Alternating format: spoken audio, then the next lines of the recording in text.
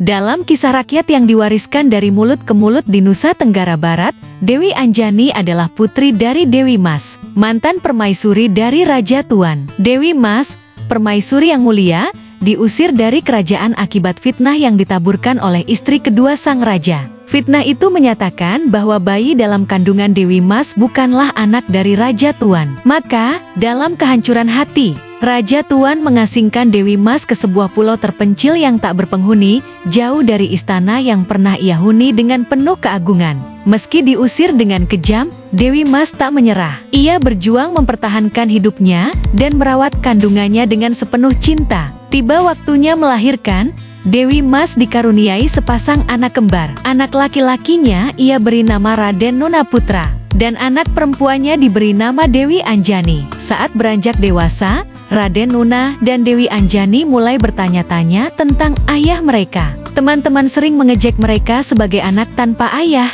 sehingga rasa ingin tahu mereka semakin besar. Akhirnya, Dewi Mas pun mengungkapkan kisah sesungguhnya. Ia menjelaskan bahwa mereka adalah anak-anak dari seorang Raja Agung, Raja Tuan dari Lombok. Mendengar cerita itu, dengan restu ibunya, Raden Nuna bertekad pergi ke kerajaan untuk menemui ayahnya dan menuntut kebenaran. Namun, kedatangan Raden Nuna disambut dengan serangan para penjaga istana. Tanpa kesulitan, ia mengalahkan seluruh penjaga yang menghalanginya. Situasi ini membuat Raja Tuan akhirnya turun tangan sendiri untuk menghadapi pemuda tangguh yang memasuki kerajaannya tanpa izin. Pertarungan antara ayah dan anak ini berlangsung sengit. Keduanya ahli dalam memainkan keris, saling menyerang dengan gesit. Namun tak satu pun terluka. Di tengah pertarungan yang memanas, sebuah suara gaib tiba-tiba terdengar, mengungkapkan bahwa pemuda yang sedang dilawan oleh sang raja adalah anaknya sendiri. Raja Tuan pun tersadar. Dengan penuh haru,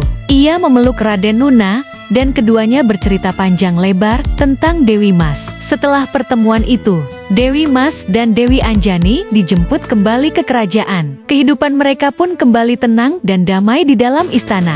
Seiring berjalannya waktu, kecakapan Raden Nuna dalam ilmu keris membuat Raja Tuan yang semakin tua menyerahkan tahtanya kepadanya. Sementara itu, Dewi Anjani, yang ahli dalam seni memanah, diberikan kekuasaan atas wilayah bekas letusan Gunung Samalas. Dikisahkan, ketika Gunung Samalas meletus, pecahannya membentuk gunung berapi baru yang kini dikenal sebagai Gunung Rinjani. Sebagai tanda kekuasaan Dewi Anjani, kawasan gunung ini dinamai Gunung Rinjani, menjadi simbol kebesaran dan kedudukannya. Di bawah kepemimpinannya, kerajaan yang didirikan Dewi Anjani berkembang pesat. Bahkan, menurut legenda, ia memimpin dua kerajaan sekaligus, kerajaan manusia dan kerajaan jin yang bersemayam di Gunung Rinjani. Terima kasih sudah menonton.